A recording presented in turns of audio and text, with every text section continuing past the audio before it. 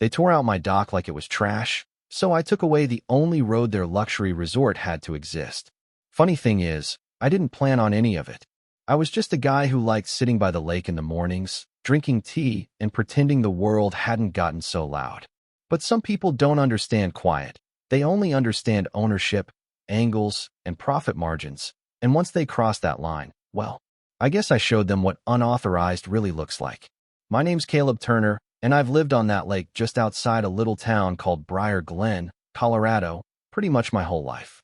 Not the flashy side of the lake where the big homes sit with their glass walls and boat lifts. No, I was on the older stretch, where the dirt roads still wind through pine and the air smells like wetwood in the mornings. My grandfather bought that land back when nobody wanted it, said it was too far from anything, which, honestly, is exactly why he wanted it. The dock? Yeah, that dock wasn't just something we built, it was kind of part of the family. My grandfather drove the first posts into the lake bed with a hammer he borrowed from a neighbor who never asked for it back. My dad replaced the boards every couple of years, usually cursing the whole time, but still doing it anyway. And me, I grew up out there. Fishing, skipping stones, counting the ripples until it got too dark to see where the water ended and the sky began. Every morning, same routine. I'd wake up before the sun, grab my old tackle box, pour some tea into a dented thermos, and walk down to the dock. Sit at the end, feet hanging over the edge, watching the mist roll across the lake like it had somewhere important to be. No phone, no noise, just water and time moving slow enough to notice. That morning started the same way, or at least it should have. I remember stepping out of the cabin, stretching my back, hearing the birds start up, but then something fell off before I even saw it. You ever get that feeling where the world looks right, but something's missing, like a sentence that ends too early? I walked down the path, gravel crunching under my boots, and then I stopped. Just stopped. The dock was gone. Not broken. Not damaged. Gone. At first, I thought maybe I was still half asleep, like my brain hadn't caught up yet. But then I saw the water, all wrong, rippling in places it shouldn't be.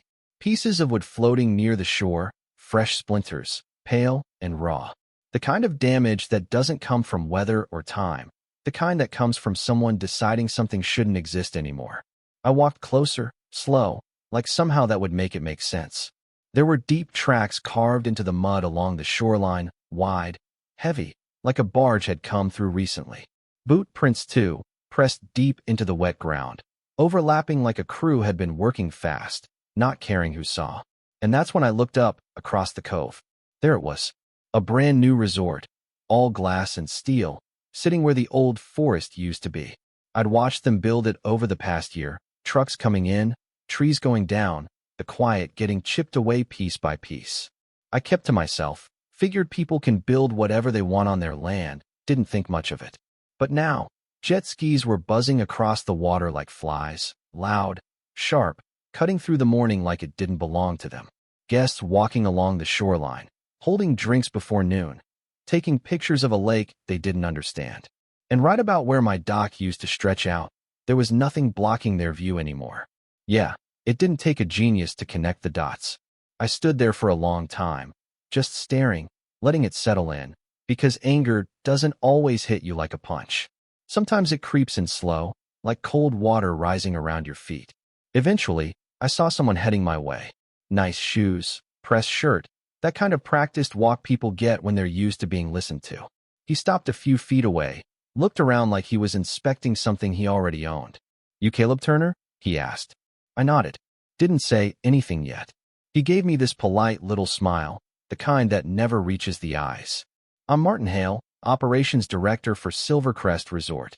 I believe there's been a misunderstanding regarding a structure that was located here." "A structure?" I said, glancing at the water. "You mean my dock?" He tilted his head slightly, like he was adjusting the wording in his head. "An unauthorized installation extending into shared waterfront space. It was obstructing the visual continuity of the lake experience for our guests." I actually laughed, not because it was funny, but because it was so absurd I didn't know what else to do. "That dock's been there longer than you've probably been alive." "Be that as it may," he said, still calm, still smooth. "It did not appear in any of the current property records or approved development plans." "Yeah," I said, Because my grandfather didn't exactly file paperwork when he built it. He just built it. Martin gave a small nod, like he understood but didn't care.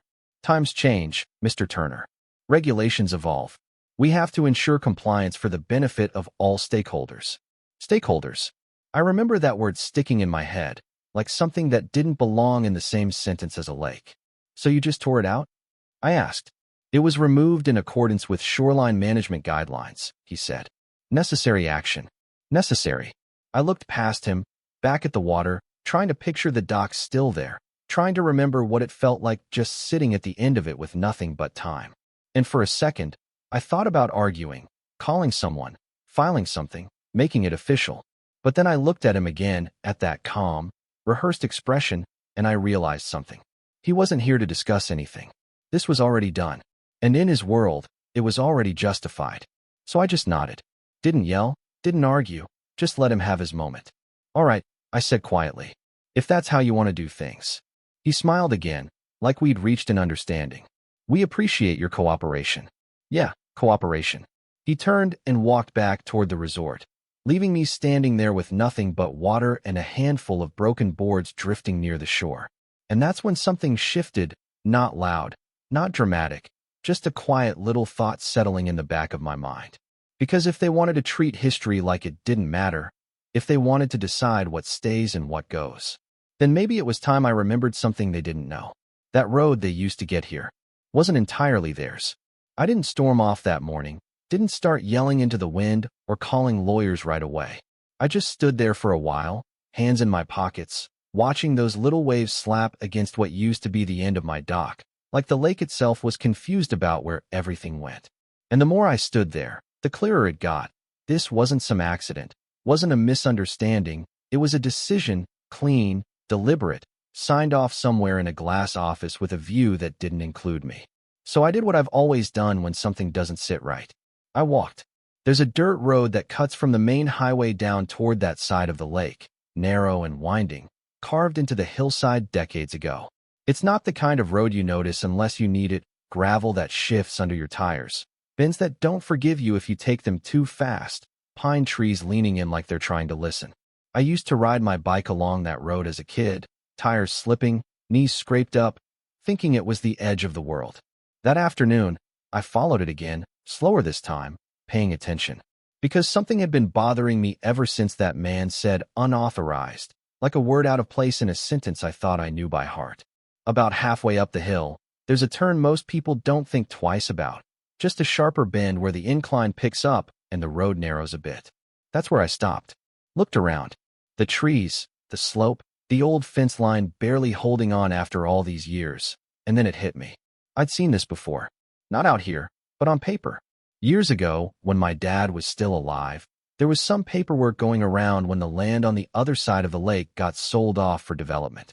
I remember him sitting at the kitchen table, reading through it with that same quiet focus he had when fixing something that mattered. I didn't think much of it back then, just a kid passing through, grabbing a snack, not realizing I was walking past something important. But I remembered one thing, one line he'd mutter under his breath. They can use the road for now. For now? That bend in the road, that exact stretch, was part of our property. Always had been.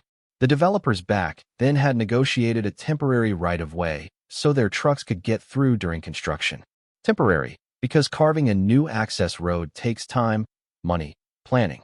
And apparently, somewhere along the way, they just never bothered finishing that part. Because why would they? It was easier to just keep using what was already there, especially if nobody pushed back. And nobody had. Until now. I stood there for a long minute, looking down that road toward the resort, thinking about how many cars had passed over that stretch, how many deliveries, how many guests, how many people assuming it was just theirs. Funny how ownership works like that. It's invisible until someone decides to make it visible again. I went back to the cabin that evening, dug through some old boxes we'd kept stacked in the back room, papers, maps, documents my dad never threw away because he said, "You never know when you'll need something." Turns out, he was right. It took a couple hours, dust everywhere, hands blackened from flipping through years of history, but I found it. The original agreement. Typed up, signed, dated, clear as day. Temporary right-of-way access granted for development purposes. Subject to termination by landowner at any time following completion of primary construction. I read that line 3 times, not because I didn't understand it, but because I wanted to feel it sink in. At any time. The next morning, I drove into town. Small district office. The kind of place where nothing ever seems urgent. Old chairs, faded posters. A clerk who looked like she'd been there longer than the building itself. I handed over the document, explained what I needed. She adjusted her glasses, read through it slowly, then looked up at me. You sure you want to do this? I shrugged. They were sure when they tore something down that belonged to me. She nodded, not like she agreed, but like she understood enough not to ask more questions. Paperwork has a funny way of feeling quiet. Stamps hitting pages, signatures sliding across lines, files being tucked away like nothing important just happened. But that's the thing about it. The quieter it is, the louder the consequences tend to be. By the end of that day, it was done. No announcements. No warnings. Just ink on paper, and a clock starting to tick. A few days later, I drove back up that road with a couple of wooden posts, some chain, and a sign I painted myself. Nothing fancy, just clear. Private property. No access beyond this point. I set it up right at that bend. The exact spot where their right-of-way ended and my land began. Didn't take long. First it was confusion, a delivery truck slowing down, the driver leaning out the window, squinting at the sign like maybe it would change if he stared hard enough. Then a couple of cars backing up awkwardly, gravel crunching loud as they tried to turn around on a road that wasn't built for mistakes. By the second day, it started getting messy. I was sitting on my porch that morning when I heard raised voices echoing up from the road. Walked down just enough to see what was going on. A security guard from the resort was standing there, hands on his hips, talking to one of the drivers like volume might solve the problem. You can't block this road, he was saying. This is the main access point. Driver just pointed at the sign. Looks blocked to me. I stayed back, didn't step in, not yet. Later that afternoon, 2 guys in polos came up, probably middle management, carrying that same energy Martin had controlled, practiced, slightly annoyed that reality wasn't cooperating. One of them spotted me. Mr. Turner, right? We need to talk about this. I walked over slow, hands in my pockets. About what? This obstruction, he said, gesturing at the chain like it offended him personally. You can't just shut down access to a commercial property. I didn't shut it down, I said. I just stopped letting you use my land. There's an existing agreement. I cut in. Temporary. It ended. The other guy stepped forward, tone tightening. You're creating a liability issue. Emergency vehicles, supply routes, guest access. This affects more than just you. I looked at him for a second, then nodded toward the lake, even though we couldn't see it from there. Yeah, funny how that works. They didn't like that. You could see it in their faces, not anger exactly, but that shift when someone realizes they're not in control anymore. This isn't how things are handled, the first guy said. I gave a small shrug. Could have fooled me. They left after that, not because they were done, but because they didn't have anything else to say that would change what was already happening. And what was happening? Well, it spread fast. Within a week, that resort started feeling it. Guests arriving late, frustrated, confused. GPS sending them one way, locals telling them another. Some tried the longer forest route, a rough track that wasn't meant for anything fancier than a pickup truck. Luxury cars scraping underneath, tires kicking up mud, drivers cursing decisions they didn't understand. I heard stories around town. Taxi drivers refusing fares, saying it wasn't worth the hassle, supply trucks getting stuck halfway up the alternate route, kitchen staff scrambling because deliveries showed up hours late or not at all. One guy told me there was a wedding party that had to park a mile out and walk the rest of the way in formal shoes, dresses lifted, suits covered in dust, smiling for photos like everything was perfect while their feet sank into dirt. And the reviews, those started changing too. Beautiful location, terrible access. Great view, but getting there is a nightmare. Wouldn't recommend unless they fix the road situation. Funny how fast perception shifts when convenience disappears.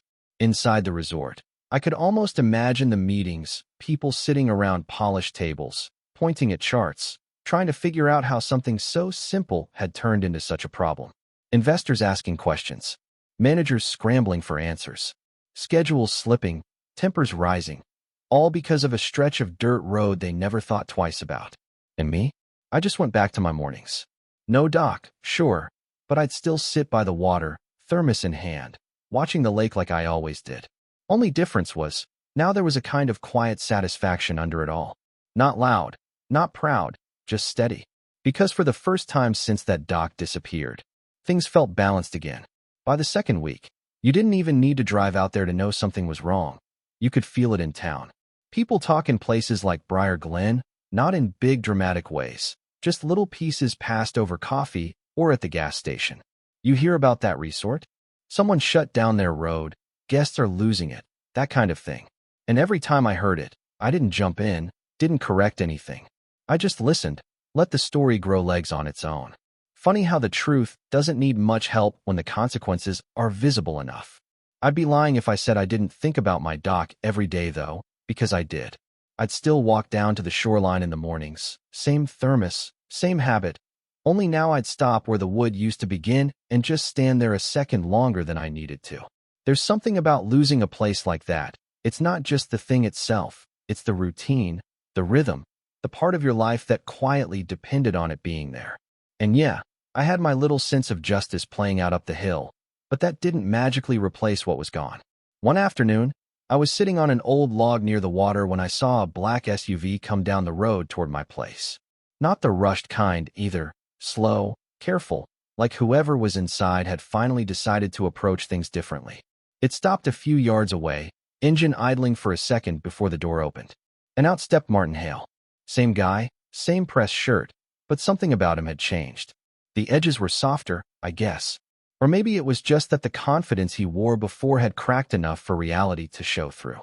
He walked over, hands visible this time. No clipboard, no entourage, just him. "Mr. Turner," he said, voice quieter than before. I didn't stand up, just nodded once. "Martin." He glanced toward the lake, toward the empty stretch where the dock used to be, then back at me. Took a breath like he was choosing his words instead of reciting them. "We may have underestimated the situation." I let that sit for a second. That one way of putting it. He gave a small, tired smile. Not the polished one from before.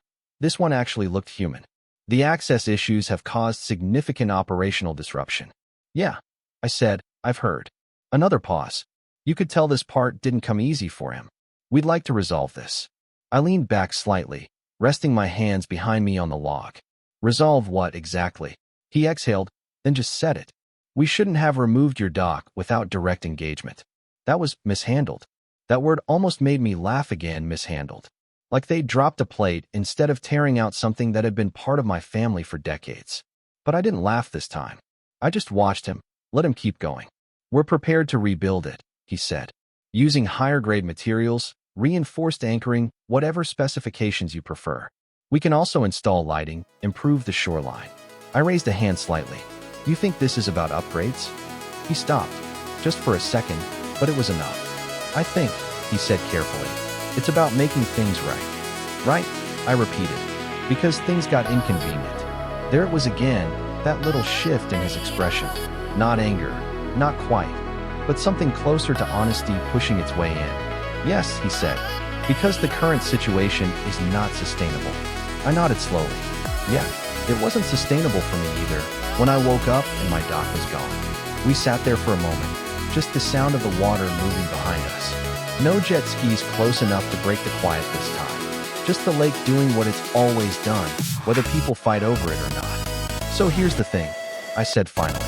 "You didn't just remove some wood. You decided what mattered and what didn't without asking. That's the part that needs fixing." He listened, really listened this time. "I don't need a better dock," I continued. "I need my dock.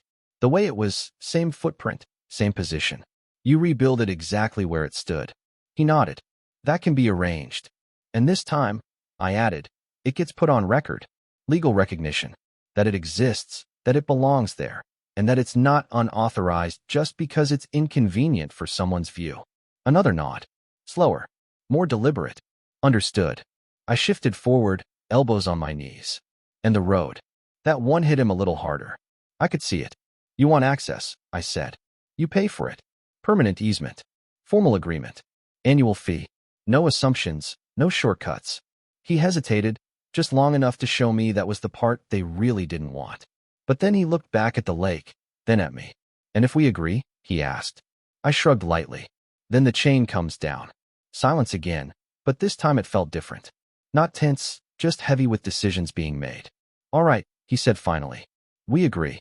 No negotiation. No back and forth. Just agreement. And that told me everything I needed to know about how bad things had gotten on their end. We shook hands, not like friends, not like enemies either, just two people who'd finally reached the point where pretending wasn't useful anymore. Over the next couple weeks, things started moving again. Crews came out, this time slower, more careful, measuring twice, checking with me before they touched anything. The new dock went up piece by piece, following the exact lines of the old one like it had never been gone. Same reach into the water, same angle catching the morning light. Only difference was the wood was newer, stronger, but somehow it still felt familiar. Paperwork got filed too. Official this time. Boundaries marked, rights acknowledged, agreements signed that didn't leave room for misunderstanding. And yeah, the road, that stayed open, but not for free anymore.